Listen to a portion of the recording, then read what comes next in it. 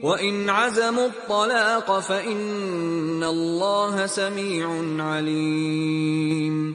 وَالْمُطَلَّقَاتُ يَتَرَبَّصْنَ بِأَنفُسِهِنَّ 3 قُرُوءٍ، وَلَا يَحِلُّ لَهُنَّ أَن يَكْتُمْنَ مَا خَلَقَ اللَّهُ فِي أَرْحَامِهِنَّ إِن كُنَّ يُؤْمِنَّ بِاللَّهِ وَالْيَوْمِ الْآخِرِ ۚ وَبُعُولَتُهُنَّ أَحَقُّ بِرَدِّهِنَّ فِي ذَلِكَ إِنْ أَرَادُوا إِصْلَاحًا ۚ وَلَهُنَّ مِثْلُ الَّذِي عَلَيْهِنَّ بِالْمَعْرُوفِ ۚ وَلِلرِّجَالِ عَلَيْهِنَّ دَرَجَةٌ ۗ وَاللَّهُ عَزِيزٌ حَكِيمٌ.